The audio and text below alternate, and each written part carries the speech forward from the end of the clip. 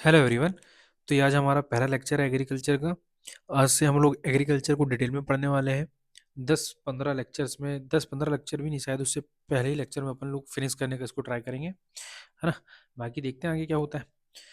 तो आज हम लोग बात करने वाले हैं मेजर क्रॉप्स के बारे में, है ना। लेकिन उससे भी पहले आज के लेक्चर में आपको बताने जा रहा हूँ कि आखिर कृषि को हमको पढ़ना क्यों है, एग्रीकल्चर को हमें पढ़ना क्यों है ना। तो कुछ बेसिक चीज जो आप सभी को पता होना चाहिए ना, उसको स्टार्ट करने से पहले मैं आपको बताना चाहूंगा कि ये कंटेंट आपको विजन आई इसमें मिलना है, ये कंटेंट आपको दृष्टि आई इसमें मिलना है, ये कंटेंट आपको हर जगह मिलेगा, ऑनलाइन से लेके हर एक जगह मिलेगा। लेकिन मेरा ये लेक्चर्स लाने का ये उद्देश्य है कि आपको पॉइंट्स को जनरेट करते आना चाहिए, है ना। क्योंकि देखो एग्जाम में तो हमको नोट्स देंगे नहीं वो लोग कि हम उसको कॉपी करके लिख लें करके। हमको जो आपके थॉट प्रोसेस जो बनेंगे ना, जैसे मैं अभी आपको बताऊंगा कि हमको एग्रीकल्चर के बारे में क्या पढ़ना है करके। अब मैं आपको सोचने के लिए मजबूर करूंगा कि हाँ भाई सोचो। यदि मैंने बोला कि कृषि को हमको क्यों पढ़ना है, हमको कृषि का क्या महत्व है, हमारे लिए कृषि में क्या मुद्दे हैं, तो आपको पहले वीडियो को स्टॉप करना है, उसके बाद थोड़ा सोचना है, फिर आपके पास जो ब्लैंक पेजेस होगा उसमें थोड़ा लिख के देखना है, तब जाके आपको थोड़ा सही लगेगा। अदरवाइज ये वीडियो कोई मतलब का नहीं रहेगा, क्योंकि जितना आप यदि कोई वीडियो के कंटेंट के लिए देखना चाह रहा है, मतलब सॉरी, कि हम स्क्रीनशॉट ले लेंगे, पीडीएफ देख लेंगे, उसके लिए कर लेंगे, तो वो बिल्कुल वीडियो को बंद ही कर दो। उससे अच्छा तो आप नोट्स रखे हो, नोट्स को परचेज कर लो, या फिर नहीं भी कर रहे हो तो आपको हर जगह मिल जाएगा, तो देख लेना। बट मैं ये चाह रहा हूँ ना कि जब ये लाइव नहीं ला रहा हूँ, रिकॉर्डेड ला रहा हूँ आप लोगों तक, तो मैं चाह रहा हूँ कि आप इस पे पार्टिसिपेट करें, है ना। जो चीज मैं बोल रहा हूँ आप लोगों को सोचने के लिए बोल रहा हूँ वो आप करें, तो लेक्चर का फायदा है, अदरवाइज कोई लेक्चर का फायदा नहीं है, फिर तो देखो ही मत, मैं तो कह रहा हूँ सबसे पहले, है ना। तो जितने लोग भी देख रहे हैं, भले ही मैं कह रहा हूँ एक लोग देख रहे हो, दो लोग फॉलो कर रहे हो, तीन लोग फॉलो कर रहे हो, बट अच्छे से करो फॉलो, है ना। तो इसका प्रॉफिट आएगा। अदरवाइज यदि आप देख रहे हो कि नहीं यार मैं स्क्रीनशॉट ले लूंगा, तो फिर कोई मतलब नहीं रहेगा ना कंटेंट का, क्योंकि स्क्रीनशॉट्स तो आपके मोबाइल में इतने पड़े होंगे, आज तक आप लोगों ने उसको खोल के देखे ही नहीं होंगे। ठीक है। तो चलिए स्टार्ट करते हैं। तो आज के इसमें अपन देखेंगे कि भाई आखिर हम एग्रीकल्चर पढ़ रहे हैं, तो आखिर हमको एग्रीकल्चर क्यों पढ़ना है ना। तो मैं सीधे आपसे क्वेश्चन पूछता हूँ, सबसे पहले सोचिए, आखिर एग्रीकल्चर का, है ना, एग्रीकल्चर का क्या महत्व है ना। सोचिए, 2-3 मिनट लगाइए, आखिर एग्रीकल्चर का क्या महत्व है ना भारत में। आखिर क्यों जरूरी है एग्रीकल्चर हमारे लिए, है ना। तो आप लोगों ने शायद लिख लिया होगा, है ना। तो देखिए, हम सोचते हैं ना, बिल्कुल जनरल पॉइंट में हम सोचते हैं क्या एग्रीकल्चर में क्यों जरूरी है हमारे लिए। सबसे पहले आप लोगों को पता होगा कि भारत में 60% से ज्यादा जनसंख्या कृषि पर निर्भर है ना। मतलब इनके लिए रोजगार, तो हम लिख सकते हैं रोजगार के लिए जरूरी है एग्रीकल्चर। इसके बाद हम लिख सकते हैं कि कृषि से गरीबी कम होगी, गरीबी कम होगी। फिर देखते हैं कि ये आजीविका का साधन बनता है, आजीविका का साधन। इसके बाद हम बात करते हैं, तो क्या ये जीवन स्तर को बेहतर बनाता है? जी हाँ बिल्कुल। तो जीवन स्तर को बेहतर बनाने के लिए, जब हम जीवन स्तर को बेहतर बनाने की बात करते हैं, इसके बाद हम देखो, क्या जब अपन उद्योग जाते हैं, उद्योगों को भी तो कच्चे माल की आवश्यकता होती है ना। फॉर एग्जाम्पल, मैंने बोला ये एक डेयरी उद्योग है, इस डेयरी उद्योगों को मिल्क की आवश्यकता होगी। अब मिल्क कहाँ मिलेगा? जहाँ पे काउस वगैरह ज्यादा होंगी, गाय वगैरह ज्यादा जहाँ पे होगी, है ना। तो ये भी तो इसी में आ जाएगा ना, एग्रीकल्चर इसमें, फार्मिंग में। अब जब जहाँ पे मिल्क प्रोडक्शन ज्यादा होगा, वहीं पे उद्योग वाले क्या करेंगे, इस जो कच्चा माल है इनका, जैसे मिल्क हो गया, अब मैं कह रहा हूँ इनको पनीर बनाना है, तो इनको कच्चा माल तो ले जाना पड़ेगा ना यहाँ से, है ना। वहीं पे जैसे सोयाबीन करोगे आप, तो सोयाबीन को भी तो ले जाना पड़ेगा ना। तो जितने भी प्रोडक्ट रहते हैं एग्रीकल्चर के, उनको उद्योग ले जाते हैं किसके थ्रू? कच्चे माल के थ्रू। जैसे आप लोग देखते हो, क्या पेट्रोलियम आपको लगता है कि वहां से फिल्टर होकर आता है? नहीं, कच्चे क्रूड ऑयल आप लोगों ने पढ़े होगा, तो क्रूड ऑयल से आता है ना कच्चा तेल। जी हाँ। तो वैसे ही यहाँ पे हमको कच्चे माल के लिए एग्रीकल्चर का बहुत ज्यादा महत्व हो जाता है, क्योंकि वो सीधे कच्चा माल को प्रोवाइड करवा देता है। तो इसके लिए हमको क्या जरूरत हो जाती है? कच्चे माल के लिए। ठीक है। तो ये आपके कच्चे माल के उपलब्धि के लिए हो जाएगा ये। ठीक है। अब जब कच्चे माल के उपलब्धि के लिए हो जाएगा, तो ये सोचो कि खाद्य आपूर्ति, मतलब खाद्यान्न आपूर्ति के लिए बहुत जरूरी है।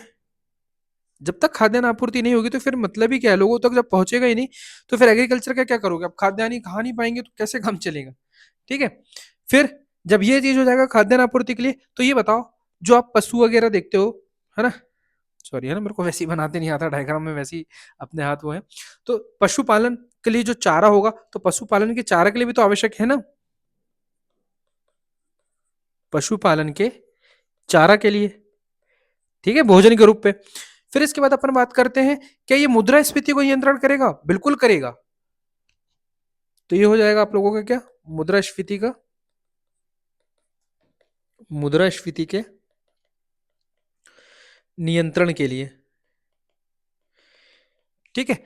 अब मुद्रास्फीति जब नियंत्रण हो जाएगी, तो आप खुद सोचो कि क्या भारत की कृषि विदेशी आय का स्रोत बनेगी? बिल्कुल बनेगी। क्यों? उसके पीछे रीजन है, अभी शायद आप लोगों ने आंकड़े देखे होंगे, 2022-23 में, 2022-23 में हुआ क्या है, 13%, 13% था पहले, सॉरी, है ना, 13% बिलियन डॉलर था, है ना, लेकिन अभी बढ़कर कितना हो गया है, 19.69 बिलियन डॉलर हो गया, है ना।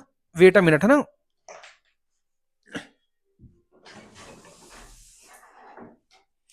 इसके बाद अपन लोग बात करते हैं किसके बारे में, इसके बाद अपन लोग बात करते हैं कि आखिर हम लोगों ने महत्व तो देख लिए कि क्या क्या महत्व है ना। रोजगार दे रहा है, गरीबी दे रहा है, आजीविका का साधन है, जीवन स्तर को बेहतर बना रहा है, कच्चे माल की उपलब्धि है, खाद्यान्न आपूर्ति हो रहा है, पशुपालन का चारा है, मुद्रास्फीति का नियंत्रण के लिए, है ना।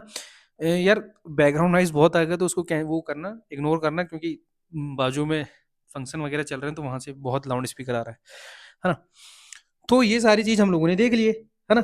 अब इसके साथ साथ क्या काम करेगा, और सोचो आप लोगों ने, और पॉइंट सोचोगे, क्षेत्रीय असमानता को कम करने का काम करेगा, क्षेत्रीय असमानता को कम करने का काम करेगा, ठीक है। तो कितने सारे आप लोगों ने पॉइंट जनरेट कर लिए, 1 2 3 4 5 6 7 8 9, है ना, 9 पॉइंट जनरेट कर लिए, इससे ज्यादा भी कर सकते हो, है ना। तो मेरा उद्देश्य क्या है इस चीज का, कि आप लोग पॉइंट जनरेट करना सीखे। यदि मैंने केवल यहाँ पे महत्व लिखा, तो आपको पता होना चाहिए कि यार, खुद से सोचो कि यार, एग्रीकल्चर हम क्यों पढ़ रहे हैं। एग्रीकल्चर हम इसलिए पढ़ रहे हैं, खाद्यान्न की आपूर्ति हो, सभी लोगों तक भोजन की उपलब्धता हो। हम इसलिए तो पढ़ रहे हैं कि उद्योगों के लिए कच्चे माल उपलब्ध करवाएं, है ना। फिर पशुपालन, जो पशु है उनके लिए आवश्यक होता है ना। तो ये सारी चीज सोचो कि ये कैसे लिंक है एक दूसरे से, ठीक है।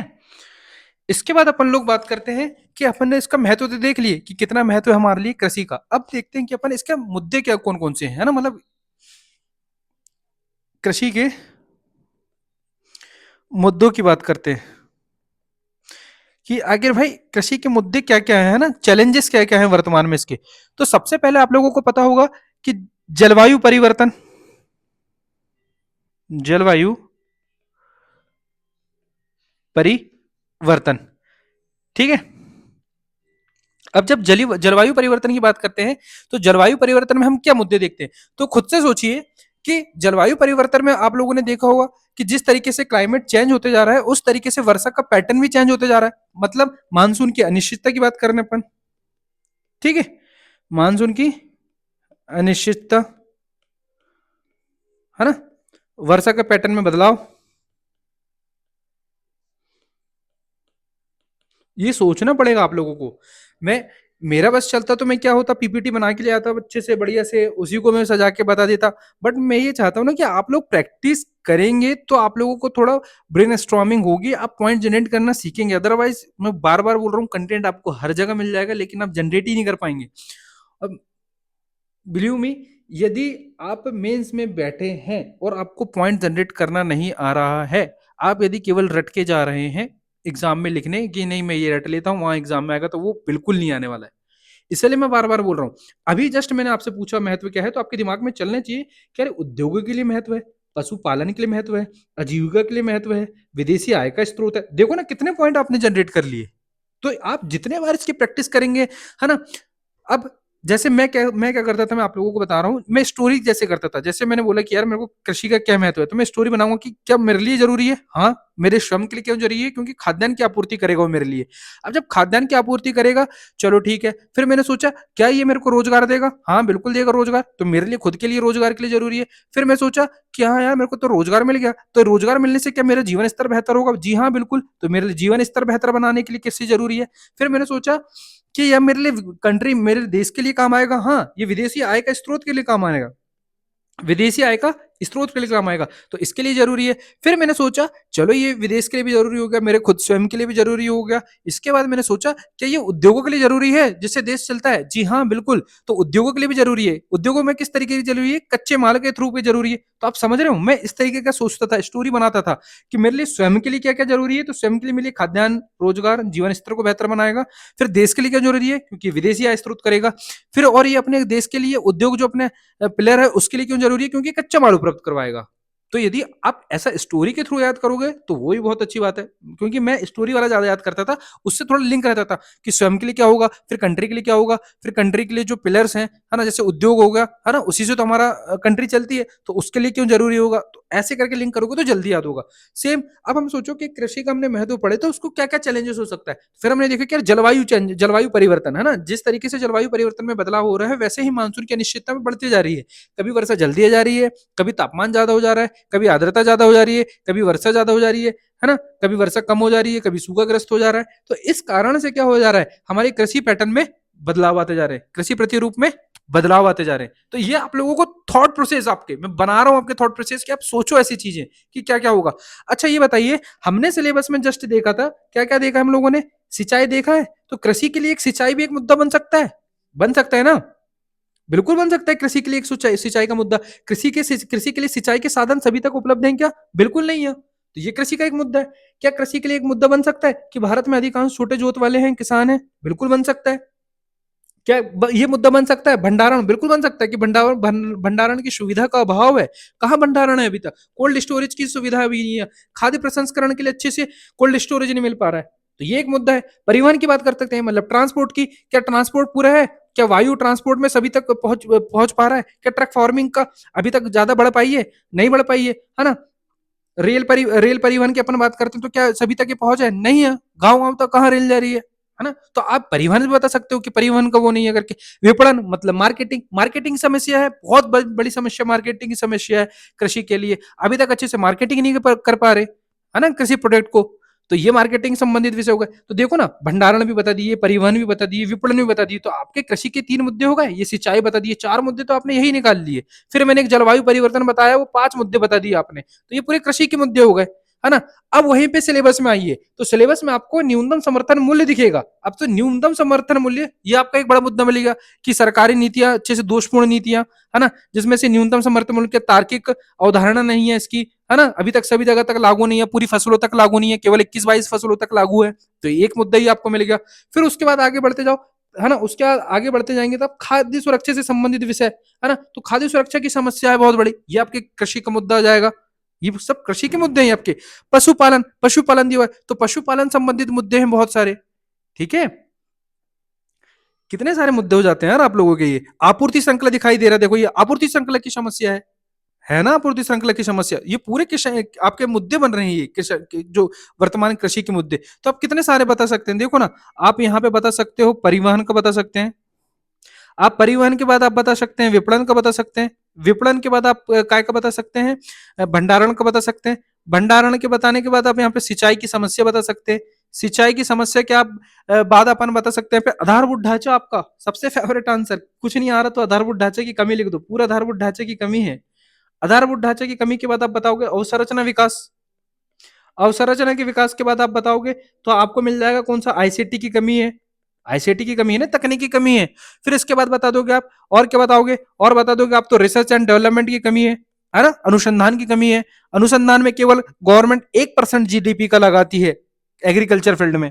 फिर बताओगे आप किसानों की आत्महत्या, सुनते ही हो आजकल न्यूज में आप लोग कितने किसान आत्महत्या कर रहे हैं, है ना, तो किसान की आत्महत्या के बारे में बता सकते हैं आप। अरे कितने सारे मुद्दे हैं यार, आप मुद्दों से थक जाओगे आप। फिर आप बता सकते हो यदि इकोनॉमी से जोड़ोगे, क्या इकोनॉमी से जोड़ के बता सकते हो आप, कृषि एनपीए के बारे में बता सकते हो कि कितना मतलब किसान एनपीए के बारे में बता सकते हो, है ना, कि किसान लोन लेते जा रहे हैं लेकिन चुका नहीं रहे हैं, जैसे बैंकों का एनपीए बढ़ते जा रहा है, ये बता सकते हो आप, है ना। लीकेज की समस्या बता सकते हो, बिचौलिया, बिचौलिया जाते हैं बीच में तो उनकी समस्या हो गई आपके। कितने सारे समस्या हैं, कितने सारे मुद्दे हैं आप लोगों के। अप्रभावी बीमा हो गया आपका, सरकारी नीतियां हो गई आपकी, ठीक है। तो मैं ये क्यों सिखा रहा हूं आप लोगों को, ये मुद्दे क्यों सिखा रहा हूं, बार बार बोलते क्यों जा रहा हूं, क्योंकि आप ये सोचे, और ये सोचेंगे कहां से आप, यहाँ से, ये आपके सिलेबस में क्यों दिया हुआ है। जब आप इसको पढ़ोगे ना, जैसे फसल पैटर्न पढ़ोगे, तो फसल पैटर्न में ये सारी चीज काम आएगी कि भाई सिंचाई कैसे नहीं हो पा रही है, भंडारण क्यों नहीं हो पा रहा है, परिवहन अच्छे से क्यों नहीं हो रहा है, मार्केटिंग क्यों नहीं हो पा रहा है, इनका महत्व पढ़ोगे, क्यों जरूरी है ना। तो ये सब आ जाएगा, किसके लिए काम आ जाएगा, ये सब आपके आंसर राइटिंग के लिए काम आएंगे। तो आज की लेक्चर की जो क्लास है ना अपनी, ये आज की लेक्चर मतलब जो पहला लेक्चर है बहुत ज्यादा जरूरी है, क्योंकि इसमें आपके दिमाग के तार खोल रहा हूँ कि हम लोग को कैसे कैसे लिंक करके पढ़ना है। यहीं से आप 10 पॉइंट जनरेट कर पाएंगे, यहां से आप 10 पॉइंट जनरेट कर पाएंगे, तो आपके लिए वर्ड लिमिट भी मुद्दा नहीं बनने वाला आपका, समझ रहे हैं आप। अब मान लीजिए कभी भी कृषि के ऊपर यदि क्वेश्चन आता है ना, कृषि के ऊपर कोई भी क्वेश्चन आ रहा है, और यदि आपको इंट्रो को सूझ नहीं रहा है, मतलब सूझ रहा है मतलब कि आपको कुछ समझ नहीं आ रहा है कि भाई हमको क्या लिखना है इंट्रो में, तो आप सीधे लिखिए, क्या लिखिए कि भारत एक कृषि प्रधान देश है। भारत क्या है, कृषि प्रधान देश, कृषि प्रधान देश है, ठीक है। हमारे देश की अर्थव्यवस्था की आधारशिला कौन है, कृषि है। आधारशिला कौन है, कृषि है ना।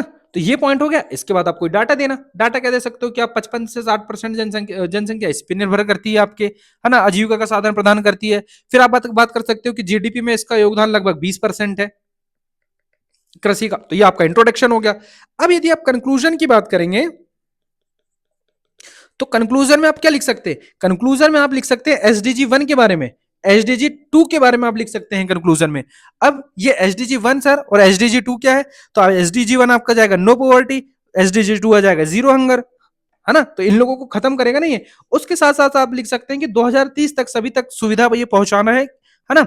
इसके अलावा आप क्या लिख सकते हो, देखो इस बार तो मैंने ये भी आंसर में यूज किया हुआ है, क्या यूज किया है कि भारतीय संविधान में निहित कृषि राज्य सूची का विषय है, इसलिए उसके जितने भी प्रावधान है उनको प्राप्त करना देश के लोगों का और देश की सरकार का कर्तव्य बनता है ना। तो आप ये भी लिख सकते हैं वाला पॉइंट। तो एसडीजी 1 भी लिख सकते हैं, एसडीजी 2 भी लिख सकते हैं, इसको कॉन्स्टिट्यूशन से जोड़ के बता सकते हैं आप, ठीक है। तो ये सारी चीज आपके इस पे आ जाएंगी, है ना। तो आपको दिमाग ओपन करना है मेंस में, ऐसा बंद करके नहीं चलना है वहां पे, है ना, दिमाग खोल के चलना है कि भाई मेरे को पॉइंट जनरेट करते आना चाहिए। और यदि सच में आप यदि अभी से आप सीखेंगे ना, जैसे 2026 वाले भी देख रहे होंगे एस्पिरेंट, यदि ये काम आप अभी से करेंगे ना, सच में सच बता रहा हूं आपको, कोई भी जीएस वाले टॉपिक में समस्या नहीं जाएगी, आप आराम से पॉइंट जनरेट करेंगे और आंसर लिख लेंगे, है ना। अब सर आप ये क्या बता रहे हो, आप सीधे क्रॉपिंग पैटर्न चालू करिए ना यार। देखो ये नहीं बताऊंगा तो कुछ भी समझ नहीं आने वाला है ना, कुछ भी समझ नहीं वाला है। यदि मेरा बस चलता तो मैं ये लाता पीडीएफ में बोलता हाँ भैया देखो कृषि क्या होती है, भारत एक कृषि प्रधान देश है, कृषि हमारे देश की अर्थव्यवस्था की आधारशिला है ना। हमारे देश में 55% जनसंख्या आजीविका में निर्भर करती है, कृषि जीडीपी में 1%, 19.9% का योगदान है। तो ऐसे में ना तो आपको मजा आता, क्योंकि ये चीज आपको हर एक नोट्स में मिल जाएगी, मेरे भी मिलेगी, कोचिंग वाले की भी मिलेंगी, हर एक इसमें मिलेंगी, क्योंकि मैंने भी तो वहीं से किया हूँ ना, है। मैं कोई एग्रीकल्चर का तो प्रोफेसर नहीं हूँ कि ऑटोमेटिक कहीं से भी लिखाऊंगा। सब तो एक दूसरी जगह से तो लिखते हैं ना, ऐसा कोई नहीं है जो कॉपी नहीं करता हो, सब करते हैं। नहीं करोगे तो कहाँ से लिखोगे फिर आप। तो वही चीज मैं आप लोगों को बोल रहा हूँ कि ये चीज हमको आना चाहिए जनरेट करना, है ना। मेरा पर्पस वही है आप लोगों को कि आप लोगों को पता चले कि हमको पढ़ना कैसे करके, क्योंकि अधिकतर हिंदी माध्यम में पढ़ना किसी को नहीं आया अभी तक, बस जो लिखा है जो सामने वाले ने बताया केवल वही जानना है ना। अच्छा 2 मिनट का एक ब्रेक लीजिएगा, जिसमें मुझे ये बताइएगा, एक क्वेश्चन दे रहा हूं मैं आप लोगों को, है ना, उसको लिखिए, नोट डाउन करिए, मैं बोल रहा हूं भारतीय कृषि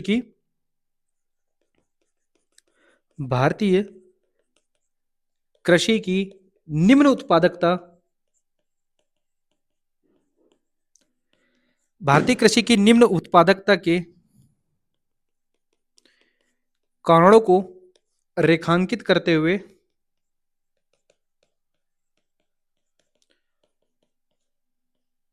भारतीय कृषि को मतलब भारतीय कृषि की निम्न उत्पादकता के कारणों को रेखांकित करते हुए सरकार द्वारा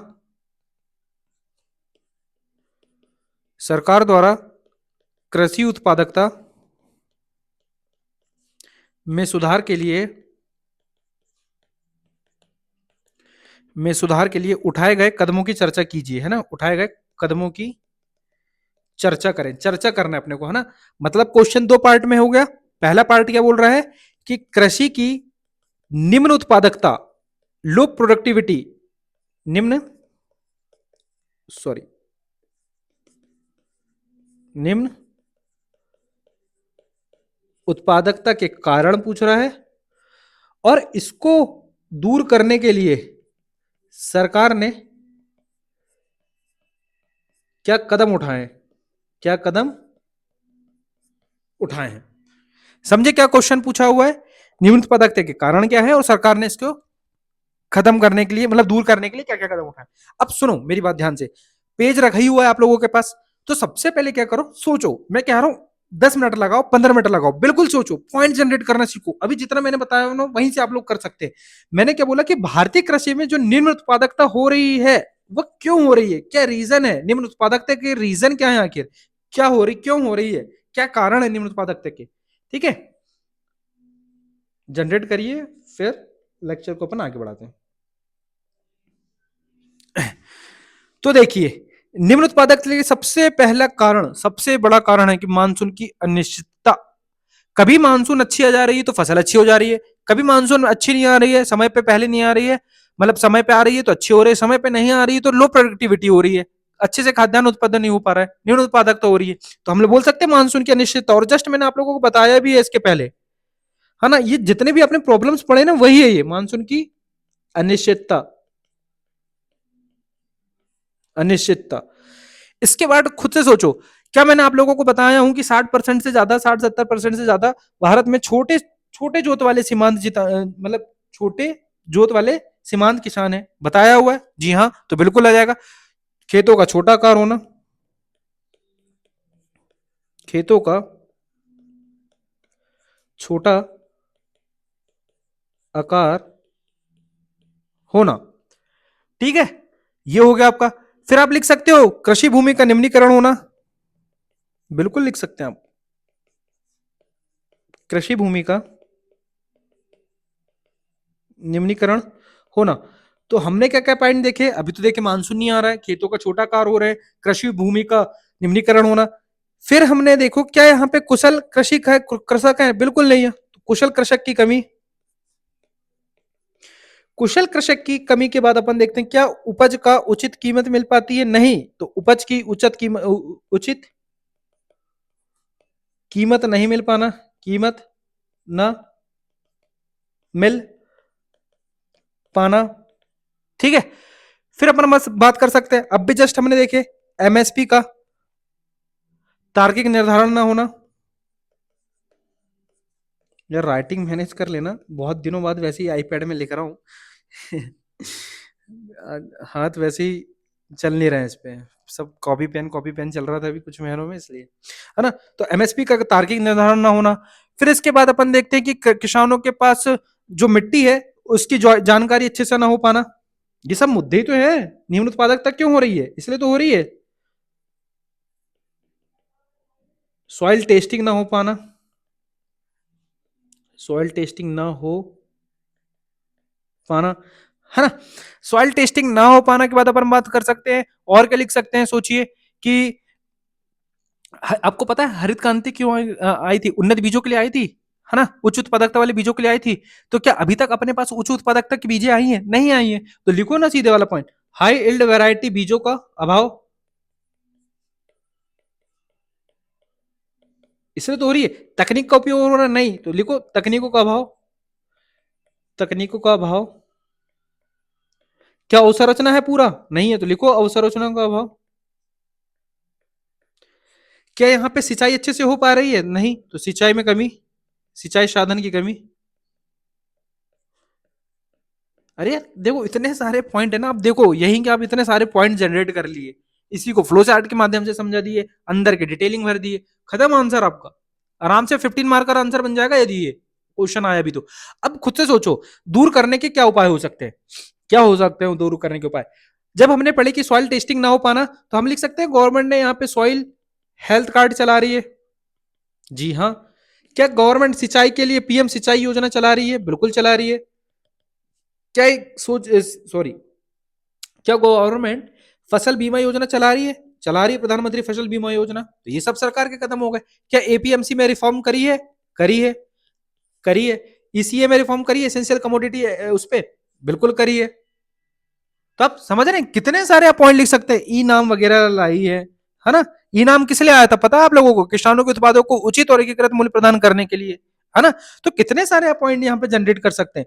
तो मेरा कहने का मतलब उद्देश्य वही है, आपको पॉइंट जनरेट करना आना चाहिए। अब आपके पास इतने सारे पॉइंट आ गए हैं, समझ रहे हैं आप कितने पॉइंट आ गए, आप देखिए ना, ये पॉइंट हो गए, ये पॉइंट हो गए, ये पॉइंट हो गए, इसमें ही पूरी एग्रीकल्चर घूमने वाली है आपकी।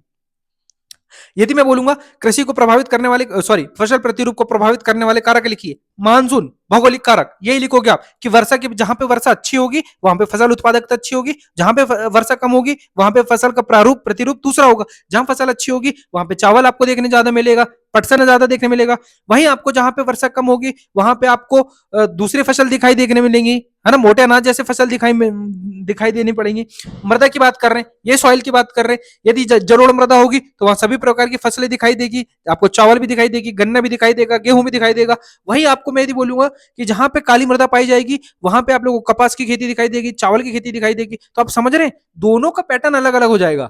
तो आप यहीं से जुड़ा ना, आपके पास ये पॉइंट, पूरे पॉइंट आ गए, आप इसी पॉइंट से पूरे आंसर घुमाएंगे, है ना। अब जैसे और फसल प्रतिरूप को क्या क्या कारण प्रभावित कर सकते हैं, उच्चावच, उच्चावच बोले तो क्या हो जाएगा, देखिए अपन अब बात कर रहे हैं क्रॉपिंग पैटर्न के बारे में, है ना। क्रॉपिंग पैटर्न के बारे में बात कर रहे हैं। अब क्रॉपिंग पैटर्न तो आप लोगों को पता ही होगा, तो मेरे को बताने की जरूरत नहीं है। मान लीजिए कि एक छोटा सा क्षेत्र है एक क्षेत्र में एक विशेष समय में, अब विशेष समय मतलब क्या हो जाएगा, अपनी फसल कब कब कब लगती है, खरीफ की फसल हो गई, रबी की हो गई और जायद की हो गई, है ना, मतलब नगद की फसल। तो इन जो समय पीरियड होता है, इन समय पीरियड में मतलब एक निश्चित समय में या फिर एक विशेष समय में विभिन्न प्रकार की बोई गई फसलें क्या कहलाती है, आपकी क्रॉपिंग पैटर्न, किसी एक विशेष क्षेत्र में, ठीक है। अब हम जब इसके प्रभावित करने वाले कारक देखे, तो प्रभावित करने वाले कारक में भी हमने सबसे पहले कौन से कारक देखे, भौगोलिक कारक देखे। अब भौगोलिक कारक में भी मैंने सबसे पहले बात किया था, किसके ऊपर बात किया था, सबसे पहले तो देखो अपन लोग भौगोलिक कारक मतलब मानसून की अनिश्चितता में देख लो ना, सबसे पहले तो मानसून की, मतलब मानसून की उपलब्धता, यदि मानसून अच्छा उपलब्ध होगा तो फसल अच्छी होगी, मानसून उपलब्धता अच्छी नहीं होगी तो फसल अच्छी नहीं होगी। हम बात करते हैं वर्षा की, बात करते हैं क्या वर्षा कैसे डिपेंड करती है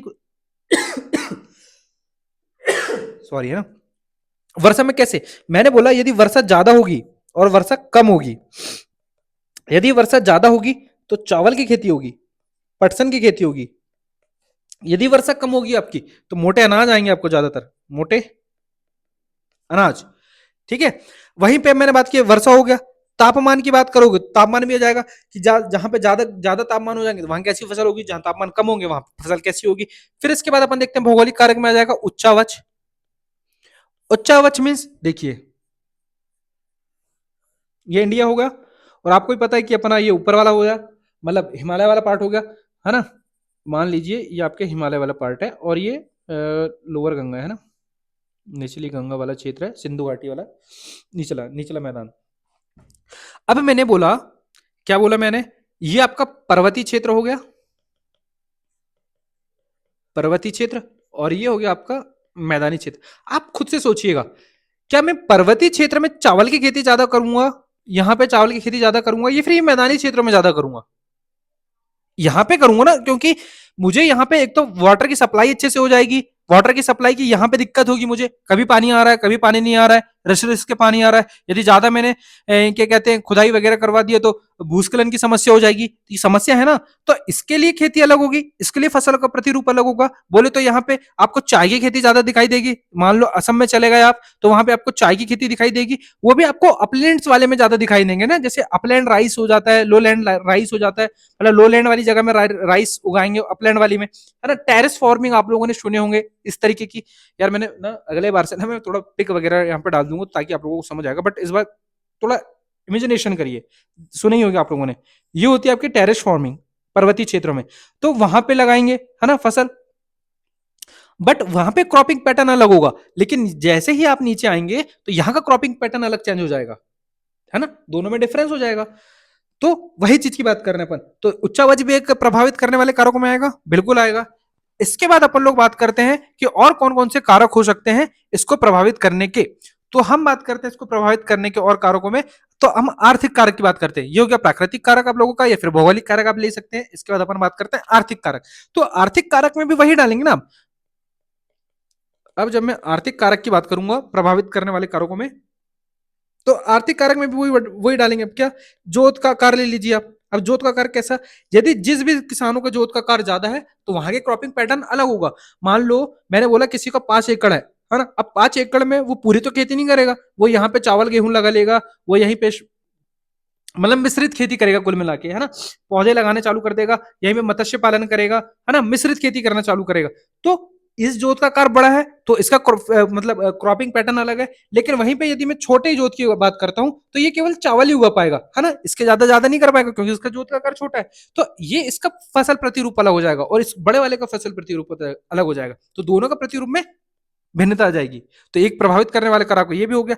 आधारभूत ढांचा की बात करते हैं अपन। आधारभूत ढांचा आपका, अब आधारभूत ढांचा कैसे काम करेगा। आधारभूत आधारभूत ढांचा की बात करते हैं अपन।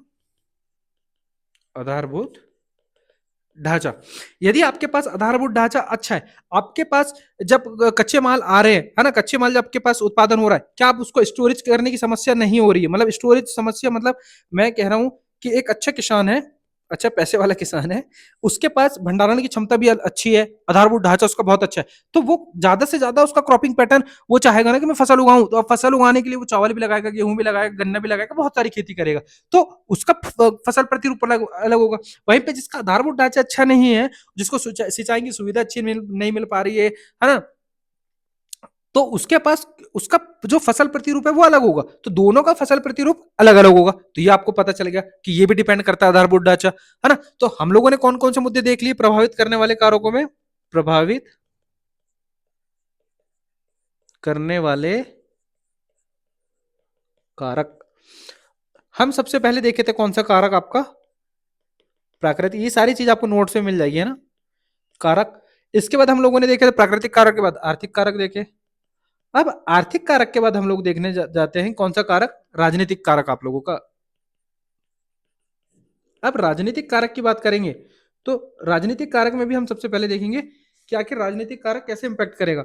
फॉर एग्जाम्पल यदि सरकारी नीतियों की बात करते हैं, यदि सरकारी नीतियां दोषपूर्ण है ना, यदि एमएसपी एमएसपी की अच्छी पहुंच नहीं है वहां पर, तो क्या उनका फसल प्रतिरूप इंपैक्ट करेगा, बिल्कुल करेगा। यदि उनको एमएसपी में अच्छी फसल आ रही है, जैसे 22 फसल अभी वर्तमान में है, यदि मैं कह रहा हूँ 30 फसल 40 फसल तक आ गई, है ना, पूरी फसलें आ गई, तो उनका क्रॉपिंग पैटर्न भी तो चेंज होते जाएगा ना, उसका क्रॉपिंग पैटर्न बदलते जाएगा, बढ़ते जाएगा। लेकिन यदि इन्हीं की प्रोडक्टिविटी कम हो जाएगी, इन पर नीति अच्छी नहीं होगी, तो इनकी प्रोडक्टिविटी कम होते चल जाएगी, फसल प्रतिरूप कम होते चल जाएगा। ठीक है, सब्सिडी यदि ज्यादा मिलेगी तो किसान चाहेगा कि मैं और फसल लगाऊं। वो चावल लगाता था, गेहूं लगाता था, उसके साथ साथ वो गन्ना की खेती करना चालू करेगा, तो उसका फसल प्रतिरूप में ज्यादा आ जाएगा।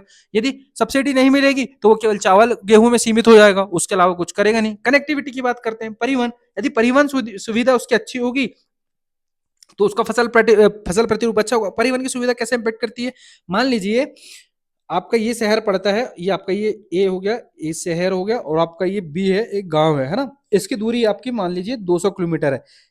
यदि परिवहन सुविधा अच्छी है, यदि यहां से लेके यहां तक रेलवे कनेक्टिविटी अच्छी है, तो इसकी जो मतलब इसका जो कॉस्ट है, एक तो वो कॉस्ट भी कम पड़ जाएगा, और उसके साथ साथ वो जल्दी से अपने जो अपना माल होगा ये वाला खेती वाला जो भी फसल उगाया होगा, वो जल्दी से शहर में पहुंचा सकता है, कनेक्टिविटी इशू नहीं होगी उसको ज्यादा। लेकिन वहीं पे यदि ये बस से जा रहा है, सॉरी ट्रक से जा रहा है, तो उसको 1 से 2 दिन लग जा रहा है ना, जिससे फसल खराब भी तो होंगी ना। अब तो किसान क्या, आप बताइए क्या किसान अब यहाँ पे भेजेगा, बिल्कुल नहीं भेजेगा। वो क्यों भेजेगा, उसकी फसल खराब हो जाएगी तो उसको तो दुगना पैसा देना पड़ जाएगा ना, तो फिर मतलब ही नहीं रहेगा वो। तो वो फसल प्रतिरूप फिर वो बदलेगा ही नहीं, फसल प्रतिरूप उसका सेम रहेगा, कौन सा, कि वो चावल गेहूं में सीमित हो जाएगा, है ना। लेकिन जब इसको अपन ट्रांसपोर्ट कनेक्टिविटी देंगे तो वो ट्रक फार्मिंग आप लोगों ने सुना ही होगा, तो ट्रक फार्मिंग के लिए भी बहुत बड़ा ये इंपॉर्टेंट हो जाएगा, है ना। तो कनेक्टिविटी कैसे इशू करेगी इसके कारक में, इसको प्रभावित करने वाले में आपको समझ आ गया होगा। फिर टेक्नोलॉजी, इसके बाद अपन बात करते हैं किसमें, टेक्नोलॉजी के ऊपर, मतलब तकनीकी, है ना। अब टेक्नोलॉजी वही चीज, यदि रिसर्च एंड डेवलपमेंट, आईसीटी आपका, एआई, ड्रोन, है ना, एआई ड्रोन हो गया, जीएम फसलें हो गई आपकी, है ना, मशीनीकरण हो गया, ये सब चीज होंगी अच्छी, तो स्वाभाविक बात है कि फसल प्रतिरूप अच्छा होगा। यदि यही चीज अच्छी नहीं होगी तो फसल प्रतिरूप वही होगा, पुराना वाला, परंपरागत वाला। ठीक है, तकनीकी भी एक डिपेंड करता है। तो ये सारे कारक आपके क्या करेंगे, इसको प्रभावित करने वाले कारकों में आ जाएंगे। ठीक है, और एक आप लिख सकते हैं, मान लीजिए आप सॉइल, बता तो दिया है वैसे सॉइल वॉइल का मैंने तो, है ना। तो ये सारी चीजों की आपके कौन से प्रभावित करने वाले कारकों के बारे में। ठीक है, आज इतना ही देखते हैं, प्रभावित करने वाले कारों तक छोड़ते हैं, उसके बाद अपन नेक्स्ट वाले में देखते हैं फसल प्रतिरूप को और डिटेल में। जैसे कि धान गेहूं प्रतिरूप देखना पड़ेगा अपने को, चावल प्रतिरूप देखना पड़ेगा, है ना, गेहूं चावल देखना पड़ेगा। क्योंकि इस बार पूछा हुआ था ना, 2000 कब 19 या 20 21 में पूछा हुआ है ना, जैसे मैंने आप लोगों को बताया हुआ था कि चावल गेहूं पाया तो जाता है लेकिन वो एक अभिशाप के रूप में भी उभर रहा है, वो कैसे, है ना, याद आ रहा होगा आप लोगों को शायद। तो वो सारी चीज अपन कल डिस्कस करते हैं ना इसको, आज के लिए अपन इतना ही रखते हैं। ठीक है, चलिए ठीक है, फिर मिलते हैं अपन नेक्स्ट लेक्चर में। Okay bye.